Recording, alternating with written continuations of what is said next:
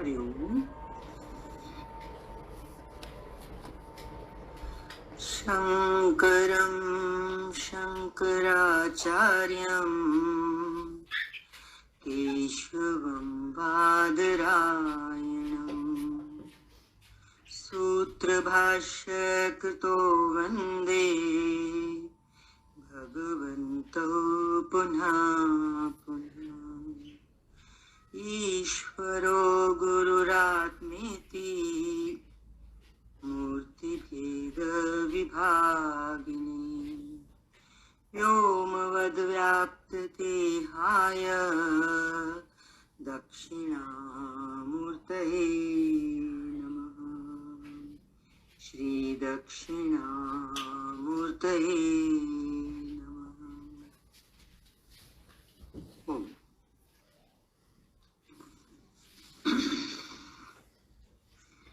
विवेक चूड़ामणि दूसरा प्रकरण चल रहा है। श्लोक नंबर 56 पर विचार चल रहा था, जिसमें बतलाया गया था आत्मा क्या है, अनात्मा क्या है, सत्य क्या है और असत्य क्या है। इसका स्वरूप का ज्ञान ये कैसे होता है, तो बताया था स्वयं के विवेक से ही संभव है। स्वयं के विवेक से ही संभव है। अपना विवेक जागे, अपनी वो शक्ति जागे कि हम सत और असत में भेद करके इनको अलग अलग समझ सकें। इसको विवेक कहते हैं। आत्मा अनात्मा का भेद समझना, अलग अलग समझना। क्यों जरूरी है अपने विवेक का जागृत होना? क्योंकि आगे कह रहे हैं कि एक व्यक्ति द्वारा जाना गया सत्य दूसरे का ज्ञान नहीं हो सकता। बताया था ना, एक का खाया हुआ भोजन दूसरे की भूख को नहीं मिटा सकता। ठीक इसी तरह से अगर एक का विवेक जागा है, उसने ज्ञान का अनुभव किया है, तो वो अनुभव दूसरे का नहीं हो सकता। ये बताया इसे तो स्वयं ही विवेक बुद्धि से जानना होगा। ये विवेक बुद्धि ज्ञान नेत्रों के उदय होने से ही आती है।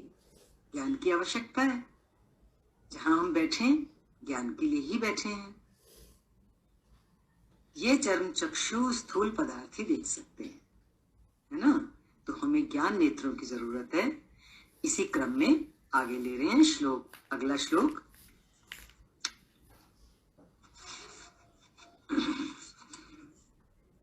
बतलाया कि अविद्या, कामना और कर्म आदि, देखो ये तीन चीजें आ रही हैं, ध्यान से सुनेंगे।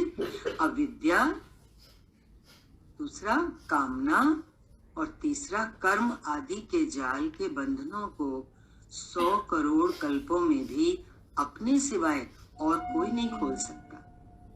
ये जो हमारे बंधन है, किस किस चीज के बंधन है? अविद्या, उल्टा ज्ञान हो गया। अपने स्वरूप का ज्ञान नहीं है, बाहर जड़ प्रकृति का ज्ञान, इसमें हम उलझ गए। कामनाएं, कामनाओं का जंजाल है अंतःकरण के अंदर। जैसे जंगल होता है ना, चारों तरफ पेड़ पौधे, कांटे कांटों की झाड़ियां, पत्थर, उबड़ खाबड़ रास्ते, ऐसे ही हमारे अंदर इतनी कामनाएं हैं कि वो सब तरफ से हमें कांटों की तरह, कांटों की झाड़ियों की तरह घेरे हुए, हम उनमें फंस गए हैं। ये जाल है, कामनाओं का जाल है, अविद्या का जाल है और कर्म आदि। और उन कामनाओं को पूरा करने के लिए फिर क्या करना पड़ता है? कर्म करता है मनुष्य। तो फिर उस कर्मों के जाल में फंस जाता है। एक कामना को पूरा करने के लिए जितने जितने कर्म करता है, वो कामना तो पूरी हो जाती है, लेकिन उस कामना के पूरी होने के तुरंत बाद दूसरी कामना खड़ी, कि मनुष्य कहीं भी तृप्त तो होता नहीं। संसार में हमें तृप्ति मिलने वाली है नहीं, इसलिए मनुष्य को पता नहीं चलता और वो फंसता ही जाता है, फंसता ही जाता है। अब ये जो जाल है, इसके बंधनों को कह रहे हैं कि हम ही खोल सकते हैं। ये हमारे बंधन है, कोई और नहीं खोल सकता। व्याख्या देख रहे हैं। मनुष्य के 3 प्रकार के बंधन हैं। अब इन बंधनों का पहले कारण समझ लें। कह रहे हैं आगे, जिसका मूल कारण अहंकार है, इन तीनों बंधनों के का मूल कारण क्या है? अहंकार। अब अहंकार को भी समझ ले। अहंकार क्या होता है? अहंकार का अर्थ है मैंपन।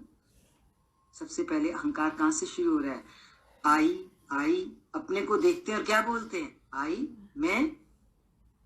ये कौन सी मैं है? ये बकरी वाली मैं है। हर समय हमारा इस देह को देख के, देह को सत्य मान के, बस यही सब है। अविद्या, उल्टा ज्ञान। खुद को सच माना, फिर खुद से संसार को सच माना। इस मैंपन के कारण ही मनुष्य अपने को ईश्वर से भिन्न समझ लेता है। क्योंकि देह में बैठे हैं तो ईश्वर की भावना कहां से जागेगी? अपने को ही मुख्य मान लिया, अपने को भिन्न समझ लिया। ईश्वर अलग है, मैं अलग हूं, तथा प्रकृति को ही सब कुछ मान लेता है। ईश्वर को भुला के अब देखो हम किसको सच करके बैठे हैं? जगत को सच करके बैठे हैं ना। मैं और मेरा, यही जगत है। संसार क्या है? बहुत बड़ा संसार नहीं ले लेना जो दुनिया में इतना बड़ा दिखता है। बस संसार है मैं और मेरा। इन दो शब्दों में पूरा संसार आ जाता है। और देखो यही बड़े में बड़ा जाल है।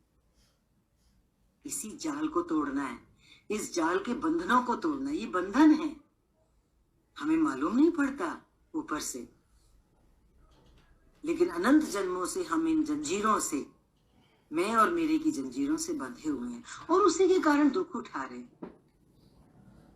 कहां सुख और शांति है मनुष्य को? और बोला इसी को अविद्या कहते हैं, जो बंधन का मुख्य कारण है। इसी अविद्या के कारण कामना का जन्म होता है। अविद्या क्या हो गई? एक बार फिर दोहरा लीजिए। मैं और मेरा, इस जगत को, इस आंखों से दिखने वाले, चर्म चक्षुओं से दिखने वाले इस शरीर को और शरीर से जो संबंधित है जो कुछ भी संसार, उसको हमने सच माना है। तो बोल रहे हैं यही हमारे बंधन का मुख्य कारण है और यही अविद्या है। मुश्किल करके नहीं लेंगे अविद्या को, इसी को विद्या कहते हैं। प्रकृति को सब कुछ मान लिया, यही अविद्या है और यही हमारे बंधन का मुख्य कारण है। इस अविद्या के कारण कामना का जन्म होता है ना? सरल से सरल नहीं दिखती ये बात? ऐसे नहीं लेके हम ज्ञान सुन रहे हैं तो अब अविद्या को समझना है, कामना के कारण को समझना है।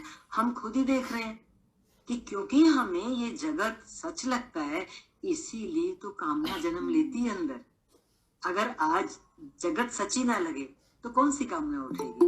अंदर में पक्का हो जाए ये तो सब मिथ्या है, ये तो रहने वाला नहीं है। अब जो चीज रहने वाली नहीं है उसके पीछे समझदार इंसान क्यों भागेगा? भगवान ने बोला ना, क्या मांगू कुछ स्थिर नहीं। साक्षात भगवान भी सामने आ जाए और बोले कुछ मांग ले, तो क्या बोलेंगे भगवान से? भगवान मांगे तो क्या मांगे?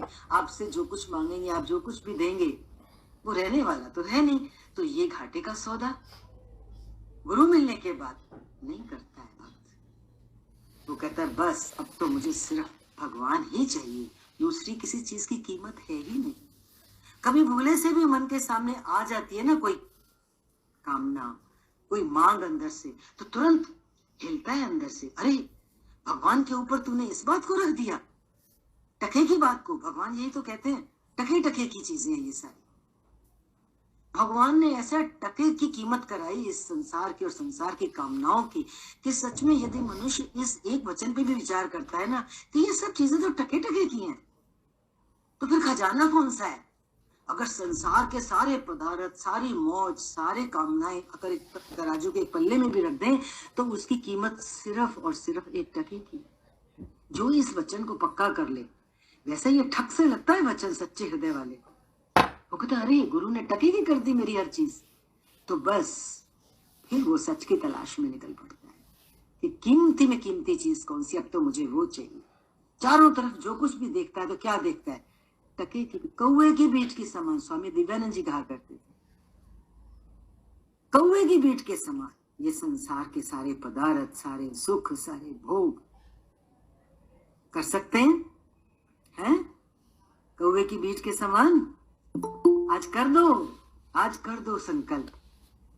जो कुछ भी मैंने मांगा, जो कुछ भी मैंने पाया इस संसार में, उसकी कीमत कौवे की बीट से ज्यादा नहीं है। एक बार कर देंगे तो देखो सब मोह माया के जाल से भी उठ जाएंगे। उसी में फंस के अपने वालों के लिए सोच सोच के क्या हालत बना ली, क्या शरीर की हालत बना ली, और कहाँ मन डूब गया, और कितना थका लिया इस शरीर को भी, इस मन को भी। कभी तो विश्राम मांगता ही है। अरे अब मुझे आराम चाहिए। कहाँ मिलेगा आराम? राम के सिवाय आराम कहीं मिलने वाला नहीं है। राम के ही चरण पकड़ने ही होंगे, आज या कल, इस जन्म में या किसी भी जन्म में। रास्ता तो दूसरा है ही नहीं। इस अविद्या के कारण कामना का जन्म होता है, और कामना की पूर्ति के लिए फिर कर्म होते हैं। और वो कर्म कैसे होते हैं? एक के बाद एक, एक के बाद एक। आप बोलो उस कर्म का कभी कांटा टूटा आज तक? है नहीं टूटा ना। कैसे टूटेगा? उन्होंने बोल दिया कि ये जो जाल है ना बंधनों का, इसको अपने सिवाय 100 करोड़ कल्पों में भी कोई नहीं खोल सकता। हमें खुद ही खोलना है। पेड़ को हमने ही झप्पी लगा रखी है, हमने ही पकड़ा हुआ है। संसार ने हमको नहीं पकड़ा है, पेड़ ने हमको नहीं पकड़ा है। पेड़ ने हमको नहीं पकड़ा है, हमें ही छोड़ना है उसको। कामना की पूर्ति हेतु ही कर्म होते हैं, और ये कर्म क्योंकि कामना की पूर्ति के लिए होते हैं और अहंकार तृप्ति के लिए होते हैं। अपने अहम की पुष्टि के लिए तो करते हैं कोई भी कर्म, इसलिए इनका फल होता है। कामना को आगे रख के चलेंगे। गीता में क्या कहा? कामना रहित होके और फल की इच्छा से रहित होकर अगर हम कोई कर्म करते हैं, वो तो भगवान के चरणों की पूजा हो जाती है, पूजा के फूल हो जाते हैं। जिनके भोगने के लिए बार बार जन्म लेना पड़ता है, बार बार जन्म लेना पड़ता है। देखो ये चक्र कैसा है, जन्म और मृत्यु का। इसी कारण ये तीनों ही बंधन बन जाते हैं। अविद्या, अविद्या से कामना, कामना के लिए कर्म, ये बंधन बन जाते हैं। और इन बंधनों को स्वयं ही खोलना पड़ता है। इन बंधनों को खुद ही खोलना है, अन्य कोई भी इन्हें नहीं खोल सकता। इसलिए स्वयं प्रयत्न करना ही एकमात्र विधि है। स्वयं प्रयत्न करना है, और इस प्रयत्न को करने के लिए कहीं जाना नहीं है। शास्त्र बार बार दोहरा रहा है। क्या है वो रास्ता? एकमात्र, जहां हो, जैसे हो, जिस भी हालात में हो, विचार। यदि विचार हमारे साथ है तो गुरु हमारे साथ है, ज्ञान हमारे साथ है, मंजिल फिर दूर नहीं है। विचार से छूटे अगर,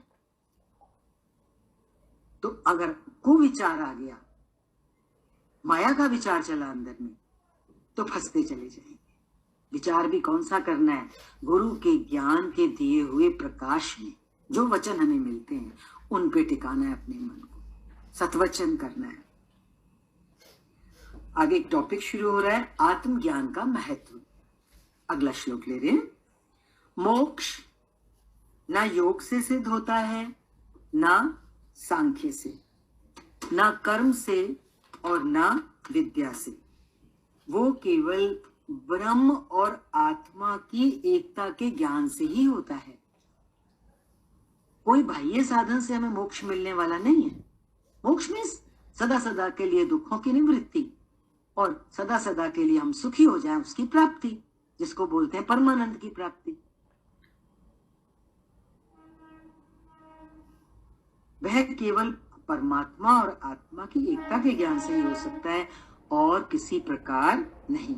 माना कोई दूसरा रास्ता नहीं है। इसमें ये आ रहा है, इस एक ही रास्ता है, आत्मा और परमात्मा की एकता का ज्ञान। वो कैसे होगा?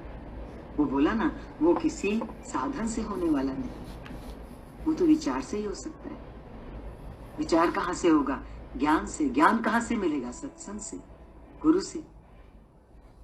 स्वयं की, इसकी व्याख्या देख रहे हैं, स्वयं की आत्मा के ज्ञान मात्र से मुक्ति नहीं होती। अब ज्ञान में हम आए हैं, हमने ये जाना, मैं देह नहीं हूं, मैं आत्मा हूं। यहां तक तो पहुंचे। तो वो कह रहे हैं कि स्वयं की आत्मा के ज्ञान मात्र से मुक्ति नहीं होती है। स्वयं की आत्मा एक भिन्न इकाई है जो उस विश्व आत्मा की एक छोटी सी किरण मात्र है ना।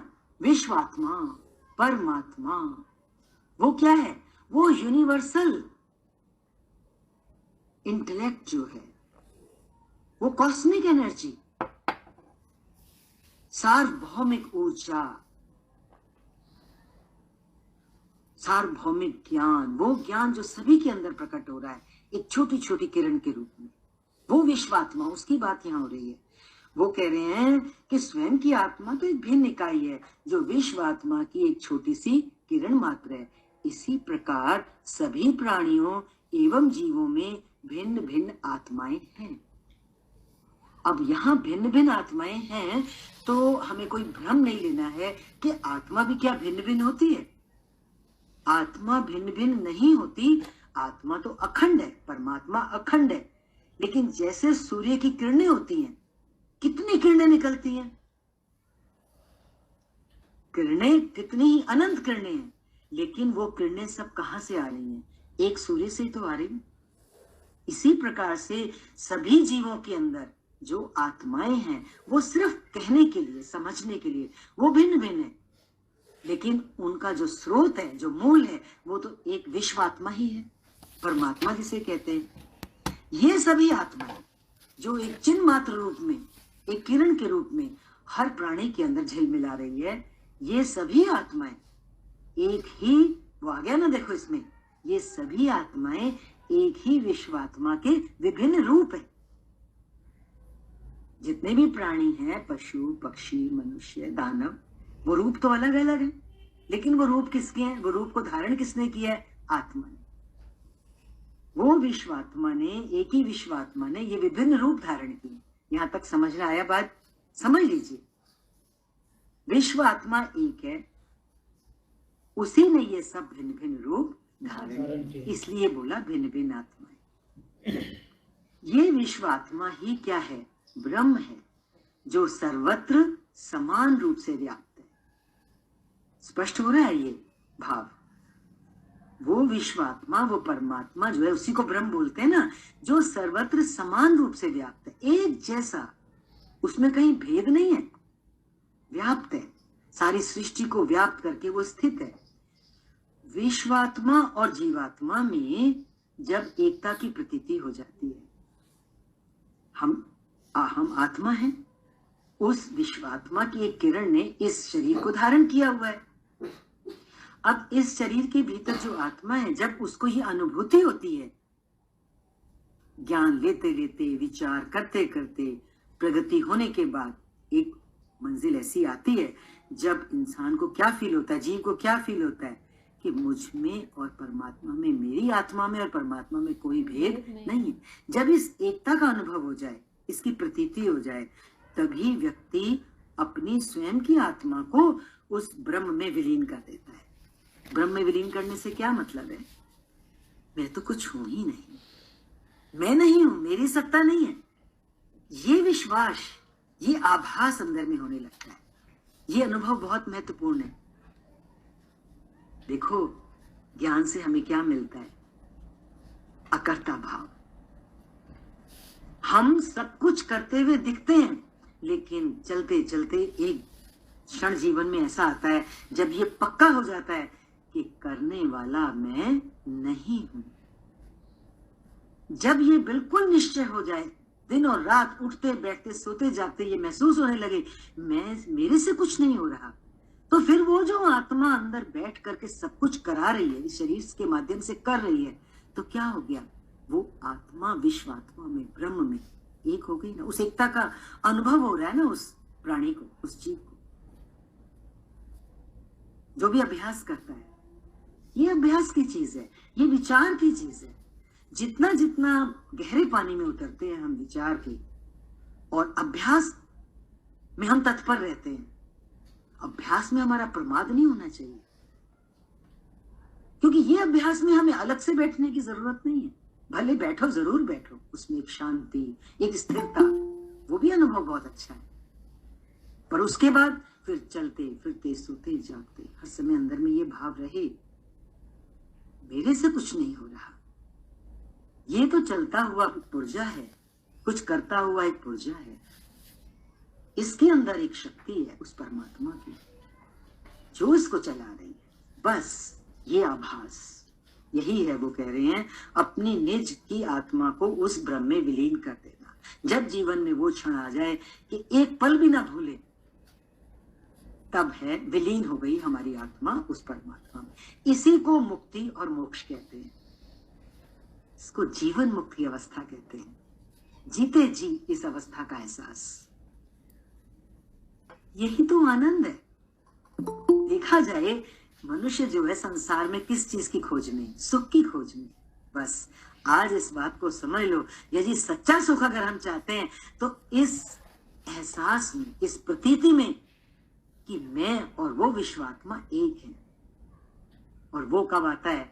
जब ये पक्का हो जाता है मैं नहीं हूं, वही तो है हर क्रियाकलाप के पीछे, हर घटना के पीछे। जो ये दृश्यमान जगत है, इसके पीछे वो जो अदृश्य है वही तो है, वही तो मैं हूं, उसी की तो किरण मुझे चला रही है, ये भूले नहीं। इसी को मुक्ति अथवा मोक्ष कहते हैं। यदि इन दोनों में पृथकत्व बना रहता है, पृथकत्व मीन्स अलग अलग बना रहता है, मैं अलग परमात्मा अलग, अगर ये बोध अलग अलग बोध हो रहा है, जीव अलग और ईश्वर अलग, तो तब तक वो कह रहे हैं जन्म मरण के चक्कर से तो मुक्त हो जाता है, किंतु इसे मोक्ष नहीं कहा जा सकता इस स्थिति में, क्योंकि अभी पृथकत्व का भाव है। इसलिए वो कह रहे हैं कि इसमें द्वैत बना हुआ है, पृथक पृथक आभास होना, पृथक पृथक का अनुभव होना, मैं अलग और ईश्वर अलग। तो इसमें क्या बना हुआ है? द्वैत बना हुआ है, दो बने हुए। और मुक्ति की परिभाषा ये है कि जब दो ना हो एक ही हो,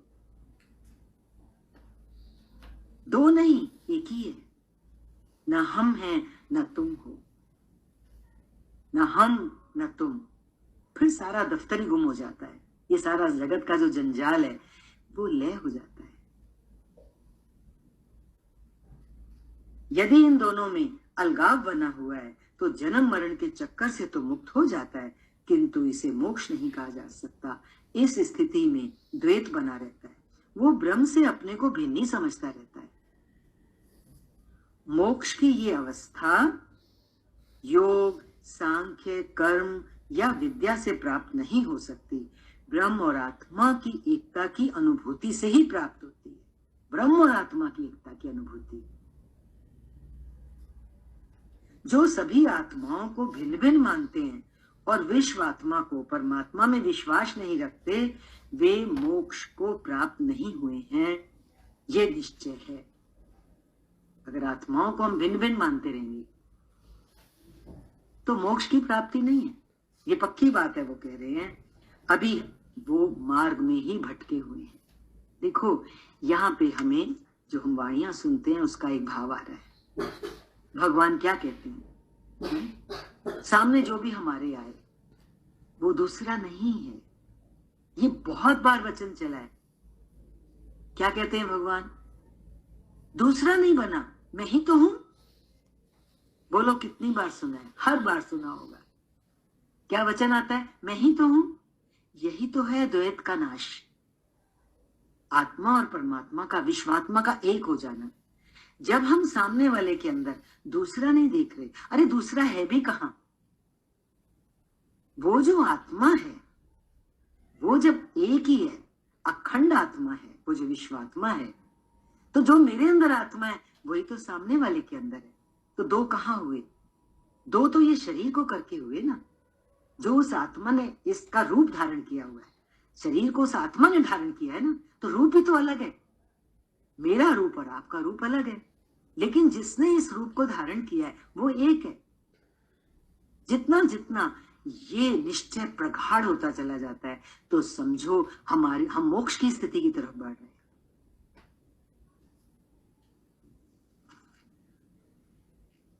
इसी क्रम में अगला श्लोक देख रहे हैं।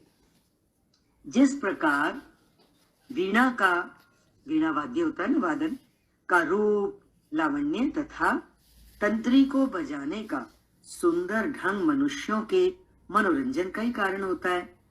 उससे कुछ साम्राज्य की प्राप्ति नहीं हो जाती। उसी प्रकार विद्वानों की वाणी की कुशलता, शब्दों की धारावाहिकता, शास्त्र विख्यान की कुशलता और विद्वत्ता भोग ही का कारण हो सकती है, मोक्ष का नहीं। व्याख्या देखें, भोग एवं मनोरंजन के कई कारण हो सकते हैं जिनसे हमारे मन और हमारी इंद्रियों को सुख मिल सकता है। मनुष्य कह सकता है कि इन भोगों में बड़ा आनंद आया, है ना? आप सबका हमारा अनुभव है, जैसे सिनेमा देखने, अच्छे प्रवचन सुन लेने, सत्संग में आनंद लेने, अच्छी पुस्तकें पढ़ लेने से जो आनंद प्राप्त करते हैं, ऐसे ही संसार में अनेक कलाबाजियों में आनंद लेना आदि मनोरंजन के ही साधन मात्र हैं। इनका मोक्ष प्राप्ति से कोई साधन नहीं, संबंध नहीं है। आनंद की अनुभूति भीतर गहराई में होती है। बाहर क्या है? चाहे हम सत्संग भी सुन रहे हैं, विद्वानों की कितनी शास्त्र की ऊंची ऊंची वाणी भी सुन लेते हैं, लेकिन वो कह रहे हैं कि इनका मोक्ष प्राप्ति से कोई संबंध नहीं है, क्योंकि आनंद की जो अनुभूति है वो कहाँ होती है? वो तो भीतर गहराई में होती है, और उसका एकमात्र साधन है आत्मज्ञान, जिससे मन शांत होकर स्वयं आनंद की अनुभूति करता है। अन्य सभी साधन जितने ऊपर अभी आए, वो मन को ही थोड़े समय प्रसन्न कर सकते हैं, है ना? सत्संग में हम बैठे हैं, मन आनंदित हो रहा है, प्रसन्न हो रहा है, अच्छा लग रहा है, परंतु वो जो परम आनंद की अनुभूति है वो कहाँ मिलने वाली है? वो आत्मज्ञान से ही मिलने वाली है, क्योंकि आत्मज्ञान से क्या होता है? मन शांत हो जाता है। तो सच्चा सुख कहाँ मिलने वाला है? जब मन शांत हो। और मन शांत कब होता है? जब हम गहराई में उतरते हैं। स्थायी आनंद के ये जो साधन हैं, ये साथ नहीं देते, इनसे उन्नति नहीं होती। कौन सी उन्नति? वो परमानंद की प्राप्ति। इसी क्रम में अगला श्लोक है, परम तत्व को यदि नहीं जाना तो कितना भी शास्त्र अध्ययन कर लो वो व्यर्थ ही है, और यदि परम तत्व को जान लिया तो भी शास्त्र अध्ययन निष्फल ही है, तो भी शास्त्र अध्ययन की जरूरत नहीं है। क्या कह रहे हैं? परम तत्व को नहीं जाना, जब तक नहीं जान रहे तो, और शास्त्र अध्ययन करते चले जाएं, तो वो शास्त्र अध्ययन बेकार हो जाएगा ना, क्योंकि शास्त्र अध्ययन किस लिए कर रहे हैं? उस परम तत्व को जानने के लिए। और एक बार जब हम उस परम तत्व को जान लेंगे तो क्या फिर इस शास्त्र अध्ययन की जरूरत बाकी रह जाएगी? नहीं ना। ये कह रहे हैं इस श्लोक में। चलिए इसकी व्याख्या देखते हैं और खुलेगा ये पॉइंट। बतला रहे हैं कि परम तत्व ब्रह्म ज्ञान के लिए सबसे पहले तो शास्त्र अध्ययन जरूरी है, जो हम और आप कर रहे हैं, ठीक है? इसी से मार्ग मिलता है। मार्ग कहां से मिल रहा है? शास्त्र हमें कितने बातें खोल खोल के समझा रहा है, हम साधना तभी कर पाएंगे, आगे बढ़ पाएंगे शास्त्र की दी हुई रोशनी में। तो वो कह रहे हैं परम तत्व ब्रह्म ज्ञान के लिए सबसे पहले शास्त्र अध्ययन आवश्यक है। इसी से मार्ग मिलता है और उस वस्तु स्थिति का ज्ञान होता है। वस्तु स्थिति किसके लिए आ रहा है? आत्मा के लिए। लेकिन देखो, बहुत बड़ी सुजागी है, ध्यान से सुन लेना। कोई कोई वचन जीवन में एक ही बार, शास्त्र भी पढ़ेंगे ना, वो सारे पूरे जीवन के लिए एक ही बार आएगा, उसमें हमें बहुत ध्यान देना है, सावधान रहना उसके लिए। वो कह रहे हैं लेकिन जो लोग केवल शास्त्र अध्ययन ही करते रहते हैं, बस पढ़ते जाएंगे, किताबी कीड़े बन जाएंगे, इसको कहते हैं शास्त्र वासना। शास्त्र अध्ययन ही करते रहते हैं, नित्य गीता, रामायण, वेद, उपनिषद का पाठ ही किया करते हैं, किंतु आत्मज्ञान की चेष्टा नहीं करते, तो उनका शास्त्र अध्ययन बेकार ही जाता है। आत्मज्ञान की चेष्टा करना, घबराना नहीं सुन के कि हम तो पाठ पठन करते रहते हैं, करते रहो, लेकिन आत्मज्ञान की चेष्टा के लिए क्या साधन बताया था पीछे, बार बार आया विवेक चूड़ामणि में, विचार ही एकमात्र साधन। अध्ययन करो, जो करना है वो करो, लेकिन उसके बाद सर्वोपरि साधन जो करना है उससे मत चूक जाना। आत्मज्ञान का अनुभव हमें किससे होगा? विचार से। जो भी पढ़ो, जो भी समझो, उसमें क्या करो?